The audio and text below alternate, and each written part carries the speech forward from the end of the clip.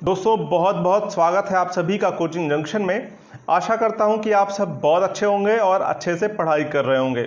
Lockdown का समय है, संकट का समय है। आप सभी को अपना और अपने पूरे परिवार का ख्याल रखना है और खूब मेहनत से पढ़ाई करनी है। छुट्टी मिली है तो इसका भरपूर फ़ायदा उठाना है। दोस्तों इस क्लास को ज़्यादा से ज़्यादा लोगों तक शेयर करें जिससे औरों को भी इसका फ़ायदा हो सके। हम लोग संधि पढ़ रहे हैं। संधि की हमारी यह आज की तीसरी क्लास है जिसमें हम लोग उसके आगे पढ़ेंगे जो हमने कल पढ़ा था। वहाँ पर हमने संधि को संधि समझ लिया था और स्वर संधि के सारे जितने भाग हैं उन सभी को हमने कर लिया था, खूब अच्छे से कर लिया था। अब यहाँ पर हमको उसके आगे का देखना है। मैं उससे पहले एक बार फिर से कहूँगा कि इस क्लास को ज़्यादा से ज़्यादा लोगों तक शेयर करें। अपने सुझाव कमेंट बॉक्स में ज़रूर बताएं। जो भी प्रश्न हैं आपके वो सब कमेंट बॉक्स में कर सकते हैं। आप टेलीग्राम पे जुड़ के सारे प्रश्न कर सकते हैं।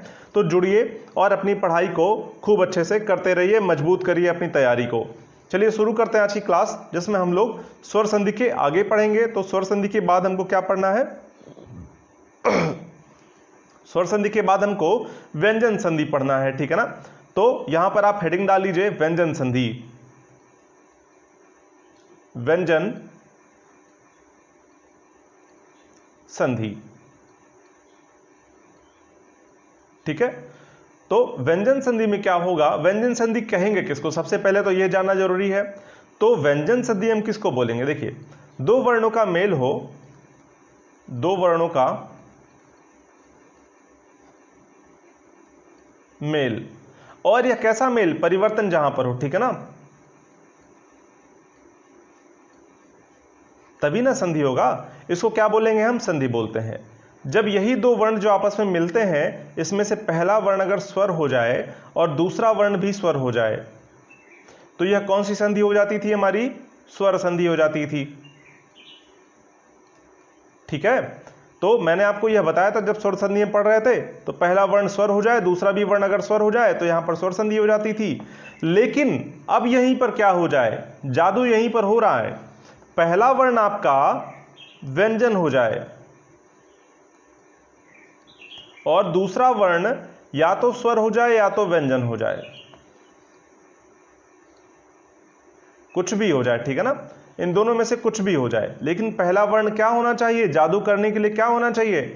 पहला वर्ण व्यंजन ही होना चाहिए, तभी ये जादू होगा, वरना नहीं होगा। और कौन सा जादू? परिवर्तन वाला जादू। अपने आप वहां पर विकार या परिवर्तन उत्पन्न हो जाएगा, ठीक है ना। तो यहां पर पहला वर्ण अगर व्यंजन है, दूसरा वर्ण कुछ भी हो जाए, स्वर या व्यंजन हो जाए, तो जादू हो जाएगा। और इसी जादू को हम क्या बोलेंगे? व्यंजन संधि बोलेंगे। व्यंजन संधि। बताइए समझ में आया है कि नहीं? बहुत आसानी से समझ में आ गया होगा कि पहला वर्ण व्यंजन, दूसरा वर्ण स्वर या व्यंजन, और इससे होने वाले जादू को, इससे होने वाले परिवर्तन को हम व्यंजन संधि कह देंगे, ठीक है। अब व्यंजन संधि की परिभाषा लिख लेते हैं हम लोग और उसके बाद से व्यंजन संधि के जो अलग अलग नियम हैं उनको समझ लेंगे, ठीक है ना। तो लिखिए इसकी परिभाषा। दो वर्णों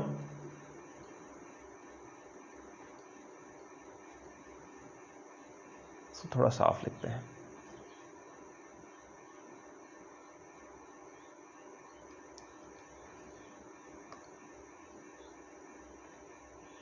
लिखिए, दो वर्णों के मेल से, दो वर्णों के मेल से होने वाले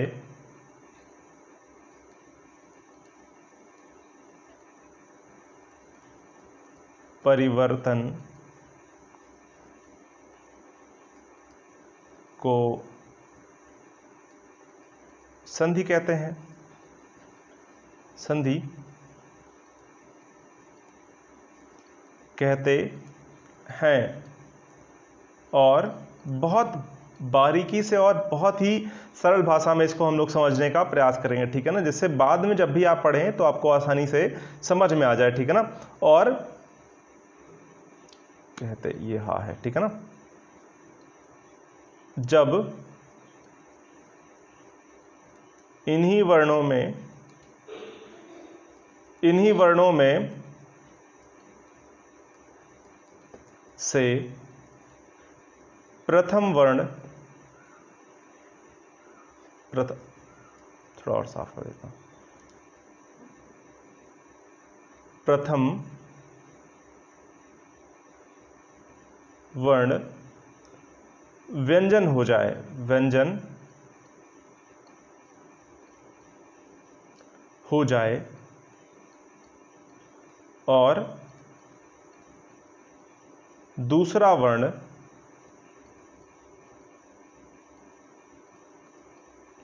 क्या हो जाए, स्वर या व्यंजन, स्वर या व्यंजन हो जाए, हो जाए यहां से हटा दीजिए, हो और दूसरा वर्ण क्या हो, स्वर या व्यंजन हो, तो इसे क्या बोलेंगे,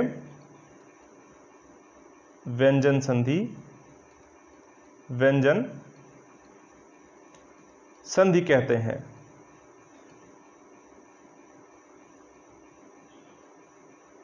इज इट ओके? बात समझ में आई आपको मैं क्या कह रहा हूं कि दो वर्णों का आपस में मेल हो रहा हो और यहां पर पहला वर्ण जो हो वो स्वर व्यंजन हो आपका और दूसरा वर्ण कुछ भी हो, ठीक है ना, स्वर हो या तो व्यंजन हो, तो ऐसे होने वाले परिवर्तन को, ऐसे होने वाले जादू को हम क्या बोलेंगे, व्यंजन संधि बोलेंगे। कुछ कठिन नहीं है, आपको सब आसानी से समझ में आ गया होगा। अब हम इसके कुछ उदाहरण देख लेते हैं जिससे यह और अच्छे से क्लियर हो जाएगा। उदाहरणों में फंसने का प्रयास मत करिएगा, सिर्फ उदाहरणों को देख लीजिए कहां पर व्यंजन कहां पे है और स्वर कहां पे है। मैं आपको बताऊंगा कि उनमें कैसे परिवर्तन हुआ, इनके अलग अलग नियम कैसे हैं परिवर्तन होने के, ठीक है ना। तो मान लेते हैं एक उदाहरण मैंने लिखा सदाचार, सदाचार। अब जो है क्या होगा, यहां पर इसका संधि विग्रह करेंगे, सत धन आचार, ठीक है ना। अब देखिए यहां पे ता क्या है, ता में कोई स्वर लगा हुआ है क्या? अगर स्वर लगा होता तो यहां पर स्वर का और इस स्वर का मेल होता, लेकिन यह ता तो अकेला है ना, हल लगा हुआ है यहां पर। देखिए होता क्या है ना, अगर ता को हम ऐसे लिख दें, इसका मतलब क्या हुआ, ता में छोटा आ है या स्वर है लगा हुआ है, ठीक है ना। लेकिन अगर ता सिर्फ ऐसे लिखा हुआ है, ठीक है ना, इसका मतलब यह व्यंजन में है, ठीक है ना, इसमें कोई भी स्वर आपस में जुड़ा नहीं है। अगर यहां पे ये हल ना लगा होता, सत लिखा होता, तो यह व्यंजन संधि नहीं होता, यह स्वर संधि हो जाता। ऐसा क्यों होता, काहे कि ता में तो पहले से एक स्वर लगा हुआ है ना, ता में एक स्वर कौन सा है, छोटा अ का स्वर लगा हुआ है और यहाँ पे यह स्वर आपस में दोनों मिलेंगे, ठीक है ना। लेकिन यहाँ पर क्या हो रहा है, यहाँ पे हल चिन्ह लगा हुआ है, ठीक है ना। और देखिए यह व्यंजन हो गया और इस व्यंजन का यहाँ पर एक स्वर से मेल हो रहा है। जब यह दोनों आपस में मिल रहे हैं तो यह व्यंजन संधि बना रहा है, ठीक है ना, व्यंजन संधि। देखिए ता और आ जब मिला तो एक जादू हुआ और यह दा में परिवर्तित हो गया, ठीक है ना, यह दा में परिवर्तित हो गया, तो यह जादू हुआ ना, और इसी जादू को हम व्यंजन संधि कह देते हैं, मैंने आपको पहले ही बताया, ठीक है ना। तो सदाचार में क्या हो जाएगा, सत धन आचार, सत धन आचार। ता यहां पर व्यंजन है और आ यहां पर स्वर है, यह व्यंजन भी हो सकता है, ठीक है ना, यह यहां पर स्वर है, यह व्यंजन भी हो सकता है, ठीक है ना। जैसे एक उदाहरण मैं ले लेता हूं यहां पर, चलिए यहीं पर ले लेते हैं इसको मिटा के। जैसे मैं लिखता हूं एक उदाहरण, सदगति, एक उदाहरण मैंने लिखा सदगति। अब इसका संधि विग्रह करेंगे, फिर से नियम में मत फंसिएगा, कैसे यहां पे ता हो गया फिर दा हो गया, इन सब में मत फंसिएगा, मैं अभी बताऊंगा आपको, ठीक है ना। पहले इसको समझ लें हम यहां पर कैसे यहां पर व्यंजन और स्वर आपस में मिल रहे हैं। सदगति का जब हम संधि विग्रह करेंगे तो क्या हो जाएगा, सत धन गति। अब देखिए यहां पर क्या हो रहा है, यह व्यंजन इस व्यंजन से मिल रहा है, ठीक है ना, सत धन गति, यहां पर दोनों व्यंजन मिल रहे हैं आपस में, और यहां पर क्या हो जाएगा, व्यंजन संधि। कोई बात भाई साहब समझ में ना आई हो? ऐसा तो हो नहीं सकता कुछ समझ में ना आया हो, क्योंकि बहुत बारीकी से समझ रहे हैं हम लोग भाई यहाँ पर। इससे ज़्यादा डिटेल में और संधि में आप पढ़ेंगे क्या, ठीक है ना। टीईटी में इससे ज़्यादा आपको कुछ पढ़ना भी नहीं है, ठीक है ना। हम लोग बहुत अच्छे से बहुत डिटेल में पढ़ते हुए चल रहे हैं इन सबको, ठीक है ना। तो यहाँ पर क्या हो गया, सदगति हो गया। मैं उदाहरणों का भरपूर आपको जो है यहाँ पर वो देने वाला हूँ, उदाहरणों की कमी तो बिल्कुल नहीं होने दूंगा, ठीक है ना। तो यहाँ पर सदाचार देख लिया, सदगति देख लिया, चलिए कुछ और हम लोग व्यंजन संधि के उदाहरण देख लें, ठीक है ना। जैसे दिग्गज, मैं लिखता हूं दिग्गज, ठीक है ना। अब देखिए यहां पर दिग्गज का जब संधि विग्रह हम करेंगे तो क्या हो जाएगा, दिक धन गज, ठीक है ना।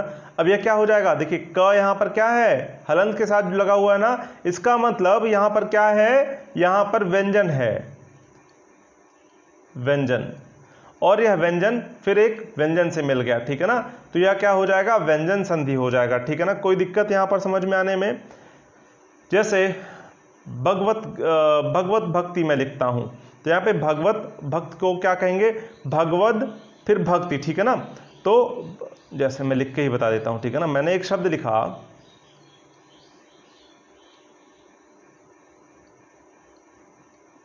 मैंने लिखा भगवत भक्ति, ठीक है ना। अब इसका संधि विग्रह करेंगे तो क्या हो जाएगा, भगवत ता है, ठीक है ना, भगवत धन भक्ति, ठीक है ना। यहां पे क्या है, व्यंजन है ना। तो इस तरह से हमको यह देखना है, ठीक है ना। अब हम देख लेते हैं इसके अलग अलग कौन से नियम हो सकते हैं, इसके अलग अलग क्या नियम हो सकते हैं, उन सबको समझ लेते हैं। तो सबसे पहला जो नियम होगा हमारा, उसको लिख लेते हैं। यहां पे हेडिंग डाल लीजिए पहले कि व्यंजन संधि के नियम।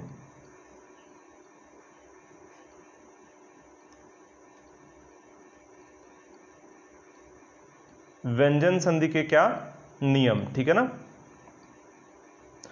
अब एक एक करके इन सभी नियमों को हम देख लेते हैं, कौन कौन से नियम होंगे, ठीक है।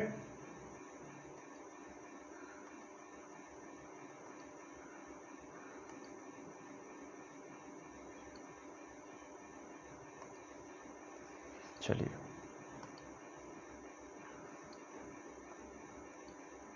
तो पहला नियम क्या है हमारा, पहला लिखते हुए चलिएगा साथ में, मैं उसके बाद बता दूंगा। मैंने आपको बताया था वर्णमाला में कितने वर्ग होते हैं, 5 वर्ग होते हैं, क वर्ग, चा वर्ग, ता वर्ग, टा वर्ग और पा वर्ग, ठीक है ना। ये 5 वर्ग होते हैं।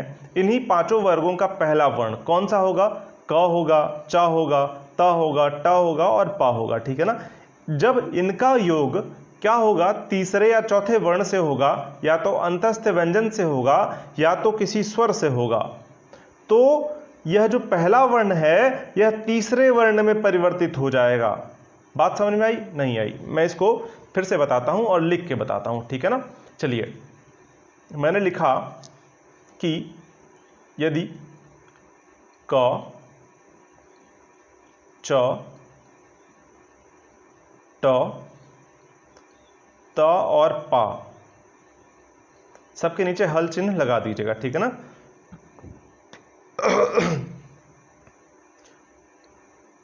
का मेल क्या हो रहा हो, किसी वर्ग के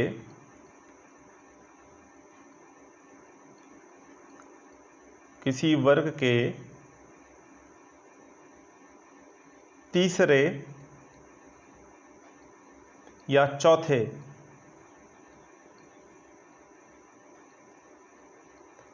वर्ण से या अंतस्थ व्यंजन, एक मिनट,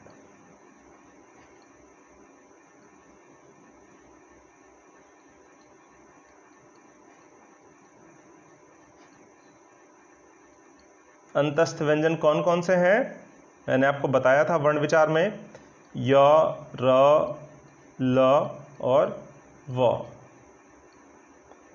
इनसे हो रहा हो या स्वर से हो रहा हो, स्वर से हो रहा हो,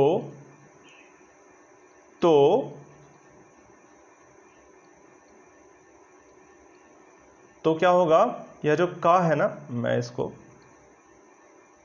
क, च, ट, त और पा, यह जो पांचों हैं तो क्या होगा, अपने वर्ग के तीसरे वर्ण में परिवर्तित हो जाएंगे, तीसरे वर्ण में परिवर्तित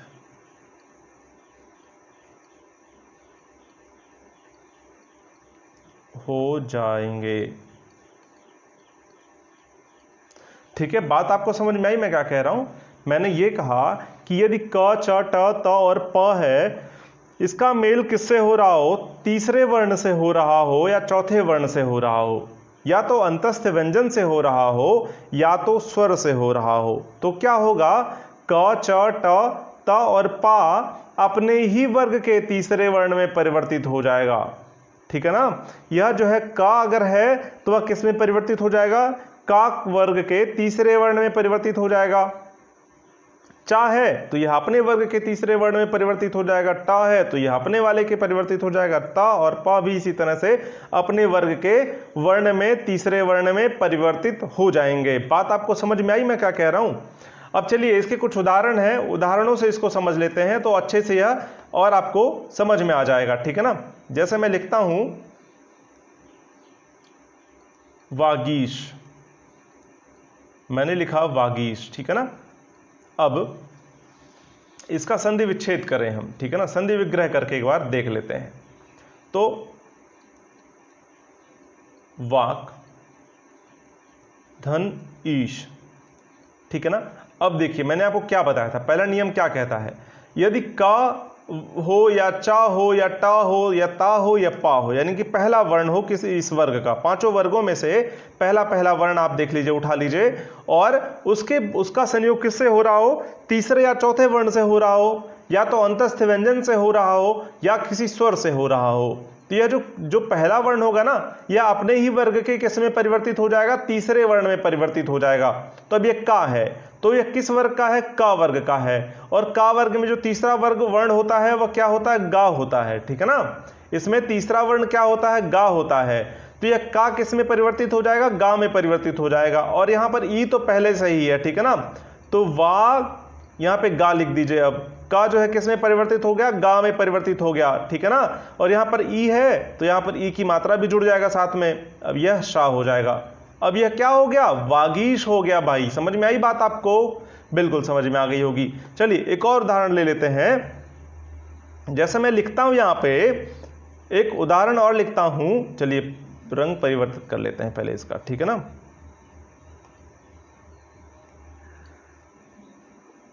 किस पेन से लिखूं इसको, चलिए नीले से लिखता हूं। वागजाल, मैंने लिखा वागजाल। ठीक है ना, अब देखिए यहां पर क्या हो रहा है, इसका जब हम संधि विच्छेद करेंगे तो यहां पे गा है ना, आपको यहां पर देख के लग रहा है यहां पे गा है, इसका मतलब यह तीसरा वर्ण है, यह तीसरा वर्ण है ना, गा तीसरा वर्ण है अपने वर्ग का। तो आपको समझ में आ रहा होगा कि जब इसका संधि विग्रह करेंगे तो यहां पर पहला वर्ण रहा होगा, और चूंकि यहां व्यंजन है और यहां पहला वर्ण रहेगा तो व्यंजन कौन सा, यहां पे तीसरा या चौथा वर्ण, ये जा कैवा वर्ण है, जा का खा चा छा जा, चा छा और जा, यह तीसरा वर्ण है ना। मैंने आपको क्या बताया, का मतलब जो पहला वर्ण होगा वर्ग का, कौन कौन से, का चा टा ता और पा, इनके बाद तीसरा या चौथा वर्ण आए, तो यहां तीसरा वर्ण आ रहा है ना, तो तीसरा वर्ण आपको दिख रहा है और यहां पर तीसरे वर्ण में ये परिवर्तित हुआ दिख रहा है। ठीक है ना, इसका मतलब यहां पे तीसरा वर्ग है, वर्ण है, तो यहां पर पहला वर्ण निश्चित रूप से रहा होगा, तभी ना तीसरे में परिवर्तित हुआ।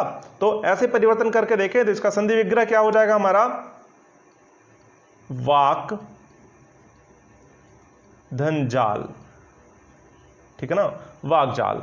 यहां पर देखिए, अब यहां पे जो का है ना, यह चूंकि इसके बाद तीसरा वर्ण आया, यहां पर तीसरा वर्ण आ गया ना। अब जब तीसरा वर्ण आया तो मैंने नियम अभी क्या बताया आपको, क्या आए, तीसरा वर्ण आए या चौथा वर्ण आए, या तो अंतस्थ या स्वर आ जाए, तो यह किसमें, तीसरे वर्ण में परिवर्तित हो जाएगा। तो यहां पर तो तीसरा वर्ण आ गया है ना, जा तो तीसरा वर्ण है ना अपने वर्ग का, चा वर्ग का तीसरा वर्ण क्या है, जा है। ठीक है ना, अब यहां पर का है पहला वर्ण का के बाद यहां तीसरा वर्ण आ गया तो यह किस में परिवर्तित हो जाएगा, अपने तीसरे में परिवर्तित हो जाएगा, अपने वर्ग के तीसरे वर्ण में यह परिवर्तित हो जाएगा। बात समझ में आई आपको? चलिए अब जब यह तीसरे वर्ण में परिवर्तित हो जाएगा तो क्या हो जाएगा, वा, फिर यहां पे आधा का है ना, यहां पे हलंत के साथ है ना, तो इसको भी लिखिए, आधा ही लिखिए, वाक जाल, ठीक है ना। अब यह क्या हो जाएगा, वाक जाल, ठीक है ना। आधा गा ऐसे भी लिख सकते हैं, ऐसे भी लिख सकते हैं। बात आपको समझ में आई बात, ठीक है ना। तो इस तरह से इसका परिवर्तन हो जाएगा। चलिए एक दो और उदाहरण इसका देख लेते हैं और अच्छे से आप यह समझ जाएंगे, ठीक है ना।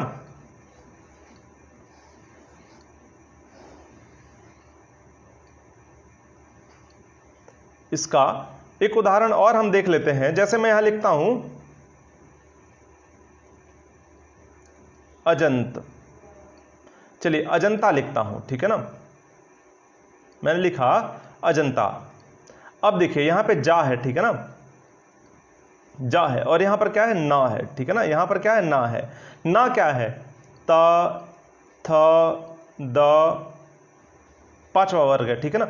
देखिए ना नहीं, एक मिनट,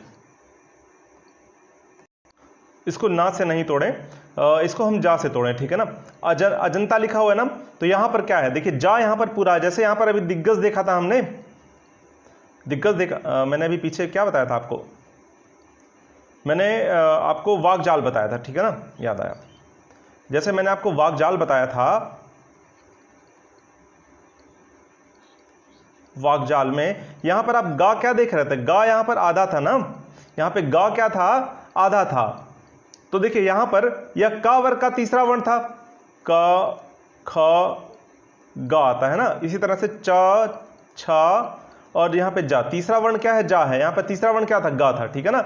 अब देखिए यहां पर यह आधा था, इस वजह से हमने यहां पे आधा हमने वहां समझ लिया था उसको, लेकिन यहां पे जा जो है वह पूरा है, ठीक है ना, यहां पूरा लिखा हुआ है जा, ठीक है ना। अब इसको तोड़ने का प्रयास करिए, क्या हो जाएगा, तो यहां पर क्या हो जाएगा,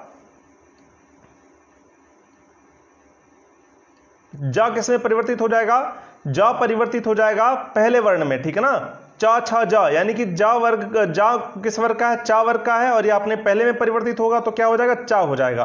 अच, अब चूंकि जा यहां पूरा था ना, इसलिए यहां पर स्वर आना बहुत जरूरी है, तो आ रहा होगा इसके पहले, ठीक है ना, तभी नहीं यह पूरा होगा। जा होगा ना, आधा जा तो नहीं था, जैसे यहां आधा जा आधा गा लिखा हुआ था, इस तरह से तो नहीं ना था, यहां पे स्वर आना बहुत जरूरी है, तो फिर अंता, ठीक है ना। यह आपको समझ में आया ना, अच धन अंता, यह क्या हो जाएगा, अजंता, ठीक है ना। चलिए अभी नहीं समझ में आया होगा तो एक दो उदाहरणों से और यह समझ में आ जाएगा। चलिए एक उदाहरण मैं और लिखता हूं, दिग्गज। जब तक आपको समझ में नहीं आएगा तब तक मैं इसको समझाता हुआ चलूंगा, ठीक है ना। एक दो उदाहरणों से और इसको हम समझ लेते हैं। जैसे मैंने लिखा दिग्गज। अब देखिए यहां पर गा है ना, तीसरा वर्ण है, ठीक है ना, तीसरा वर्ण है, और यहां पर क्या है, तीसरा वर्ण है, ठीक है ना। अब यहां पर आ लिखने की आवश्यकता नहीं होगी क्योंकि यहां पर तो गा पहले से ही आधा है, ठीक है ना। यहां पर जो जा पूरा था, इस वजह से हमने यहां पे आ के साथ इसको लिखा, जिससे यह चा मिलकर आपस में जा बना दे, पूरा पूरा जा बन जाए, ठीक है ना। बात आपको समझ में आ रही है? अरे का के साथ जब आ लिखते हैं तो यह का पूरा हो जाता है ना, यह का हो जाता है, इसीलिए जा के साथ जब आ लिखेंगे तो यह जो है जा पूरा हो जाएगा, यह जा जो है पूरा हो जाएगा, ठीक है ना, आधा नहीं रह जाएगा ना, तो इसीलिए हमने यहां पर आ लिखा था। अभी धीरे धीरे सारे नियम आपको समझ में आ जाएंगे। अभी हम दिग्गज को समझ लेते हैं पहले। तो दिग्गज में क्या हो रहा है, देखिए आधा गा है ना, यहां पर आधा गा, ठीक है। इसका मतलब यहां पर तीसरा वर्ण है, इस आधा गा के पहले जो है बाद जो है तीसरा वर्ण है। अगर यहां तीसरा वर्ण है और यहां पर गा है, इसका मतलब जो आधा गा है वह पहले कभी पहला वर्ण रहा होगा, क्योंकि यहां पर जब तीसरे वर्ण के साथ मिला तो यह खुद तीसरा वर्ण हो गया, ठीक है ना। यह तीसरा वर्ण अगर हो गया है तो ऐसा क्यों हुआ है, इस तीसरे वर्ग के साथ वर्ण के साथ मिलने पर हुआ है। और यहां तीसरा वर्ग वर्ण अगर हो गया है तो यह क्या रहा होगा, पहले का रहा होगा, ठीक है ना, का रहा होगा ना, यह का रहा होगा क्योंकि यह तीसरे वर्ण के साथ मिलकर खुद तीसरा हो गया, यही ना नियम कहता है हमारा। तो यह आधा का रहा होगा। तो लिखिए दिक धन गज, ठीक है ना। बात आपको समझ में आई मैं क्या कह रहा हूं? यह आधा का यानी कि पहला वर्ण, ठीक है ना, और यह तीसरे वर्ण के साथ मिला तो यह तीसरे वर्ण में परिवर्तित हो गया। भाई नियम तो यही है ना कि अगर यह जो है पहला वर्ण तीसरे या चौथे वर्ण से मिले, अंतस्थ व्यंजन से मिले या तो स्वर से मिले, तो यह तीसरे वर्ण में परिवर्तित हो जाएगा। ठीक है ना। तो देखिए यह का जो है अब किस में परिवर्तित हो जाएगा, तीसरे वर्ण से मिलने के बाद गांव में परिवर्तित हो जाएगा और आधा गांव में परिवर्तित हो जाएगा। ठीक है ना, बात समझ में आई। तो यह दिग्गज हो जाएगा। ठीक है ना। इसी तरह से एक दो उदाहरण और इसका देख लेते हैं। उदाहरणों को हम अच्छे से समझते हुए चलें। ठीक है ना, एक एक उदाहरण को अच्छे से यहां पर समझते हुए चलें और ज्यादा से ज्यादा उदाहरणों को समझते हुए चलें। ठीक है ना। जैसे मैं लिखता हूं एक उदाहरण, सद्गति। अब यहां पर आपको देखना क्या है, चलिए यहां और थोड़ा आसानी से समझते हैं, बहुत आराम से समझते हैं।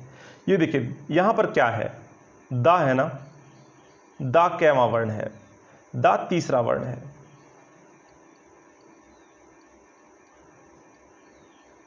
किस वर्ग का, ता वर्ग का, लिख लीजिए ता वर्ग का तीसरा वर्ण क्या है, दा है। ता था दा, ता था दा, फिर धा आता है, फिर ना आता है। ठीक है ना। तो तीसरे नंबर पे क्या आ रहा है, दा आ रहा है। ठीक है ना। तो यहां पर दा क्या है, तीसरा वर्ग है, तीसरा वर्ण है। और यह गा है, वह क्या है, यह भी तो तीसरा वर्ण ही है, का वर्ग।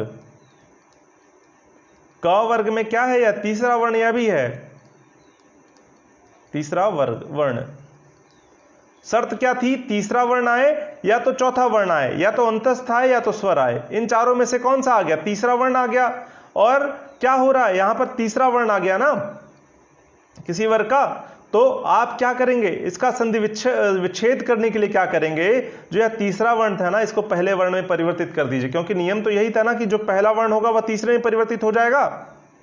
भाई यही ना नियम था, अगर तीसरा चौथा वर्ण आता है और तीसरा, अगर चौथा वर्ण, तीसरा या चौथा वर्ण हो या अंतस्थ हो या स्वर हो, तो क्या होता है, यह पहले वर्ण, या इसका मतलब क्या रहा होगा, संधि विग्रह करने पर यह पहला वर्ण रहा होगा ना, पहला वर्ण रहेगा तभी ना तीसरे में परिवर्तित होगा, या तो इसको पहले में परिवर्तित कर दीजिए। अब तो सा और दा जब पहले वर्ण में परिवर्तित होगा तो यह पहला वर्ण इसका क्या है, दा वर्ग का, ता वर्ग का ता है ना, तो क्या हो जाएगा, सत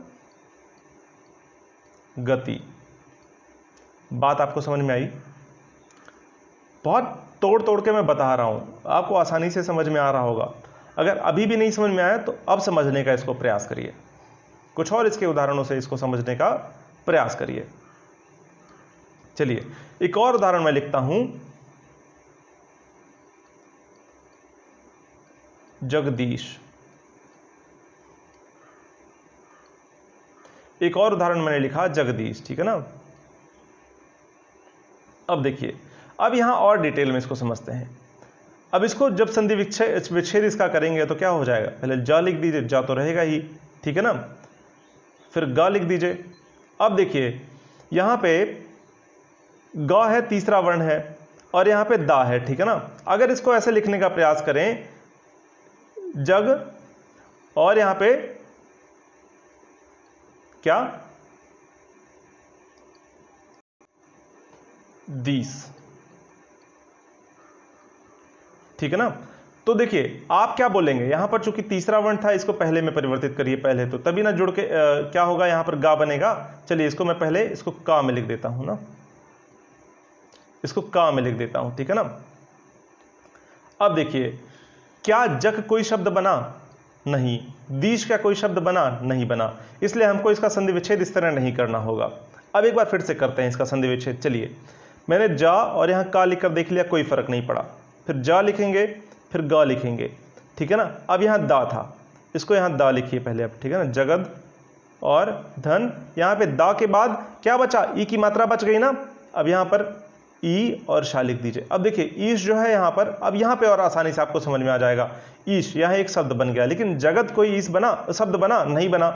लेकिन आपको पहले से पता है कि क्या होता है, जहां पर स्वर आ जाए, या तो तीसरा वर्ण आ जाए, या तो चौथा वर्ण आ जाए, या तो अंतस्थ आ जाए, तो उसके पहले जो वर्ण होगा वह पहला वर्ण रहा होगा अपने वर्ग का। भाई यही ना है, क्या रहा होगा, पहला वर्ण ही ना रहा होगा। अगर इसका मेल किसी इससे हो रहा हो, तीसरे या चौथे से, अंतस्थ या स्वर से हो रहा हो, तो यह जो पहला वर्ण है ना, यही ना तीसरे में परिवर्तित हुआ है। जब यह तीसरे में परिवर्तित हुआ है तो मतलब यह पहला रहा होगा कभी ना कभी। तो तीसरे में जब यह परिवर्तित हुआ है तो क्या रहा होगा, पहला वर्ण रहा होगा ना। तो ता अपने ही वर्ग का पहला वर्ण रहा होगा, तो क्या रहा होगा, ता था द, यानी कि पहला वर्ण क्या है, ता है। बात आपको समझ में आई मैं क्या कह रहा हूं। तो यह क्या रहा होगा, ता रहा होगा, ठीक है ना। और ता कौन सा, आधा रहा होगा, क्योंकि यहां पर स्वर के साथ मिलके खुद ही ई बन जाएगा। यहां पे ता लगान लिखने की जरूरत नहीं, यहां पे आधा ता लिखने की जरूरत है। यह ता स्वर के साथ मिलेगा तो यह खुद ही ता पर ई की मात्रा बन जाएगा, ठीक है ना। तो क्या रहा होगा, संधि विच्छेद करके देखिए, जगत धन ईश। अब दोनों अर्थ बने इसके, जगत और ईश।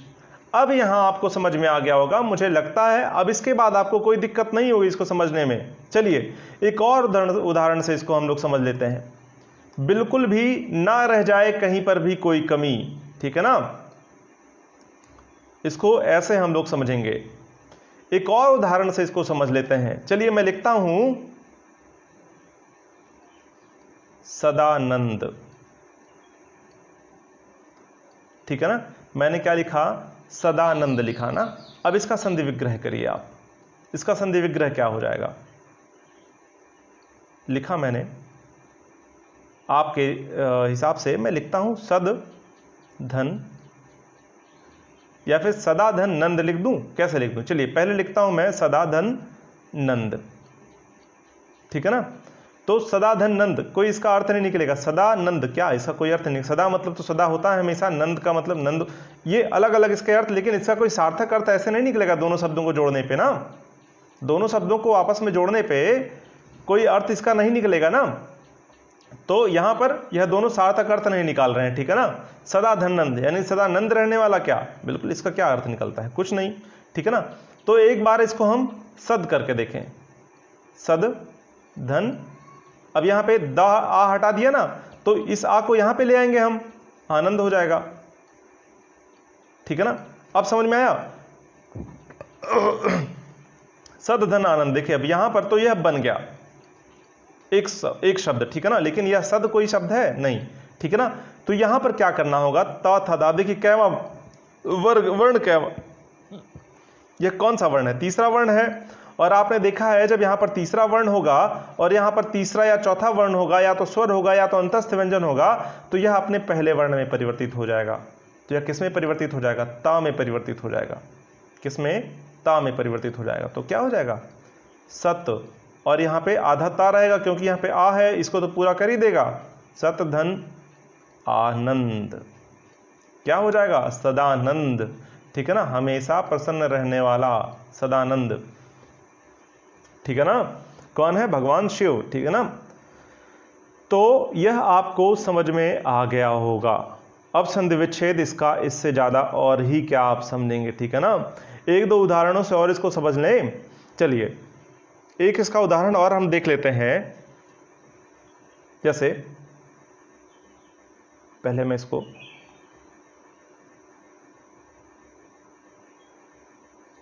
मिटा देता हूं। मैंने एक शब्द लिखा, मैंने लिखा तदीक्षा। मैंने लिखा तदीक्षा, ठीक है ना। अब देखिए इसका संधि विग्रह करिए। अब आपसे पूछ लिया गया तदीक्षा में कौन सी संधि है, स्वर संधि है कि व्यंजन संधि है कि विसर्ग संधि है। तो आप क्या करेंगे, इसका संधि विच्छेद करेंगे ना पहले। अब देखेंगे संधि आ रहा है पहले कि स्वर आ रहा है पहले कि व्यंजन आ रहा है, तो इसका संधि विच्छेद कर लीजिए आप पहले। इसका संधि विच्छेद करेंगे तो क्या हो जाएगा, चलिए तदीक्षा लिखा है ना, तो तदी को अलग कर लीजिए और छा को अलग कर लीजिए। क्या इसका कोई सार्थक अर्थ निकला, तदी और छा का, बिल्कुल नहीं निकला। तब एक काम करिए, अब यहां पर तद को एक साथ लिखिए और जो ई है इसको इधर कर दीजिए। अब देखिए इच्छा तो आ गया, ठीक है ना, इच्छा का एक सार्थक अर्थ निकला, तद का कोई अर्थ नहीं निकला, तत् होना चाहिए ना यहाँ पे। तो अब क्या करेंगे, यहाँ पर आपने देखा है कि जहां पर स्वर आ जाए, या तो तीसरा वर्ण आ जाए या तो चौथा वर्ण आ जाए किसी वर्ग का, या अंतस्थ व्यंजन आ जाए। अगर यहां पर दूसरे नंबर पर ऐसा आ रहा है और यहां पर तीसरा वर्ण आ रहा है, यहां पर तीसरा वर्ण आ रहा हो अगर, तो क्या हो जाएगा, यहां पर स्वर आ जाए, अंतस्थ आ जाए, या तीसरा या चौथा वर्ण आ जाए और यहां पर तीसरा आ जाए, तो यह तीसरा हमेशा प्रथम में परिवर्तित हो जाएगा ना भाई। अभी देखा ना, तो यह प्रथम में परिवर्तित होगा तो क्या हो जाएगा, ता था द, यानी ता में परिवर्तित हो जाएगा, तत धन इच्छा। ठीक है ना, यह आपको समझ में आ गया होगा। तो व्यंजन संधि का पहला नियम आपको समझ में आ गया होगा अब।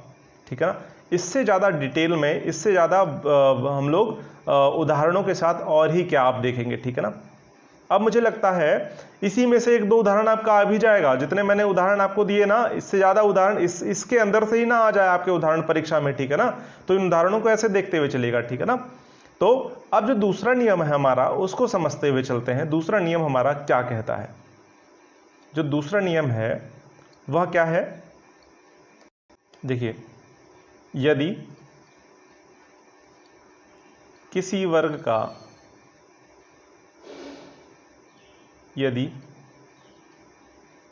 चलिए फिर से लिख देता हूं, यदि किसी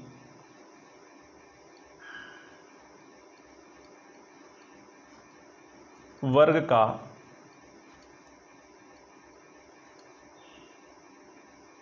यदि किसी वर्ग के पहले, ऐसे लिखिए, यदि किसी वर्ग के प्रथम वर्ण के बाद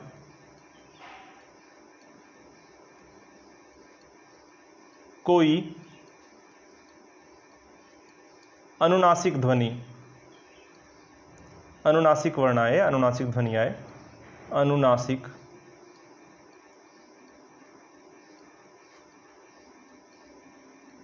वर्ण आए, तो क्या होगा, तो प्रथम वर्ण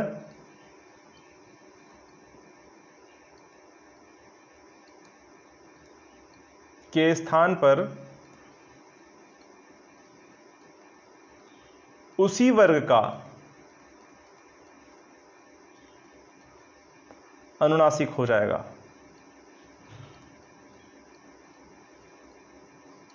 अनुनासिक हो जाएगा।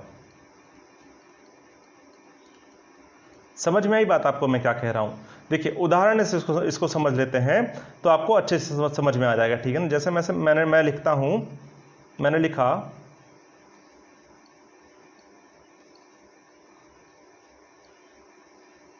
एक मिनट, वांग्मय। ठीक है ना, मैंने लिखा वांग्मय। इसका मतलब क्या हुआ, यहां पे अंगा है ना, यहां पे अंगा है, तो इसका मतलब क्या, यहां पर क्या रहा होगा, यह अंगा में, ये देखिए यहां पे अनुनासिक वर्ण आया है, यहां पर अनुनासिक वर्ण आया है और यहां पर भी अनुनासिक वर्ण आया है। मैंने अभी आपको क्या बताया, प्रथम वर्ण के बाद कोई अनुनासिक वर्ण अगर आता है तो प्रथम वर्ण के स्थान पर भी उसी वर्ग का क्या हो जाएगा, अनुनासिक वर्ण हो जाएगा। यहां पर भी अनुनासिक, यहां पर अनुनासिक, इसका मतलब यहां पर कोई वर्ण रहा होगा, उसका यह पांचवा वर्ण अनुनासिक वर्ण प्रयोग हुआ है। यह किस वर्ग का अनुनासिक वर्ण है, क वर्ग का है, इसका मतलब यहां पे का रहा होगा। ठीक है ना, तभी ना का के स्थान पे अंगा आ गया, उसी वर्ग का अनुनासिक वर्ण आ गया, चूंकि अनुनासिक था इसलिए यह डिसीजन में लिया। ठीक है ना, तो क्या रहा होगा, वाक्मय। यहां पे प्रथम वर्ण था ना, प्रथम वर्ण के बाद कोई अनुनासिक वर्ण आए, प्रथम वर्ण के बाद कोई अनुनासिक वर्ण आ गया, वो क्या है, मां है, तो यह काम अंगा में परिवर्तित हो जाएगा, वांग्मय हो जाएगा। बात आपको समझ में आई, बहुत आसानी से यह समझ में आ गया होगा। ठीक है ना, अब इसका एक दो उदाहरण और देख लें हम। चलिए इसका एक उदाहरण और देख लेते हैं हम। जैसे मैं यहां पर लिखता हूं, मैंने लिखा चलिए चिन्मय, मैंने लिखा चिन्मय।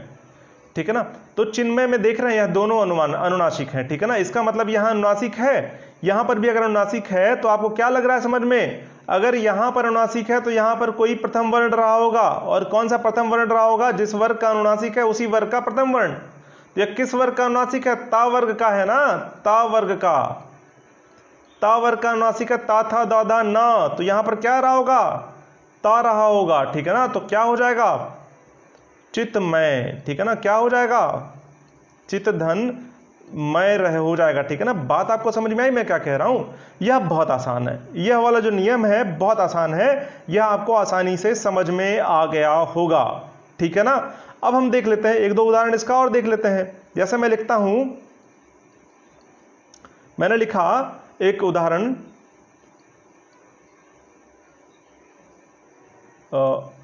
दिग्मंडल। इसका मतलब यहां पे मां है अनुनासिक वर्ण, यहां पर भी अनुनासिक वर्ण है, इसके स्थान पे क्या रहा होगा, का रहा होगा, ठीक है ना। तो क्या हो जाएगा, दिक्मंडल, दिक धन मंडल, ठीक है ना। बात आपको समझ में आई मैं क्या कह रहा हूं, ठीक है ना। मैंने लिखा जगन्नाथ, जगन्नाथ, ठीक है ना। मैंने जगन्नाथ लिखा। अब यहां पर क्या रहोगे, यहां पर भी अनुनासिक वर्ण, यहां पर भी अनुनासिक वर्ण। तो इस अनुनासिक वर्ण के पहले जब अनुनासिक वर्ण आ गया, इसका मतलब इसी वर्ग का यह क्या रहा होगा, प्रथम वर्ण रहा होगा। तो यह किस वर्ग का है, ता वर्ग का है। तो यहां पर क्या रहा होगा, जगतधननाथ, जगत धन नाथ। बात आपको समझ में आई, बहुत आसान है। ऐसे कुछ उदाहरण हो गए हमारे दूसरे नियम के। तो आज हमने व्यंजन संधि के दो नियमों को समझ लिया है। अब जो हमारे कुछ और नियम बचते हैं उनको कल की क्लास में हम समझेंगे और अच्छे से व्यंजन संधि भी कंप्लीट कर लेंगे, ठीक है ना। क्योंकि यहाँ पर नियमों को समझाने में थोड़ा सा समय लग गया, वरना मैंने सोचा था 4-5 नियम तो कम से कम आज मैं आपको बताऊंगा ही, ठीक है ना। तो बाकी कोई बात नहीं, अगली क्लास जो होगी कल होगी हमारी, और कल इसको अच्छे से और समझते हुए चलेंगे। तब तक के लिए बहुत बहुत शुक्रिया। पढ़ते रहिए, मुस्कुराते रहिए, अपने सुझाव कमेंट बॉक्स में दीजिए, और हाँ, इस क्लास को और लोगों तक भी शेयर करते हुए चलिए। टीईटी का और एसआई का नया बैच शुरू हो चुका है, आप जल्दी जल्दी ज्वाइन करिए। ऐप को भी डाउनलोड कर लीजिए, जिससे आप जो है इनरोल करके यहाँ पे जो भी क्लासेज हैं उसका लाभ ले सकते हैं। बहुत बहुत शुक्रिया, पढ़ते रहिए, मस्त रहिए।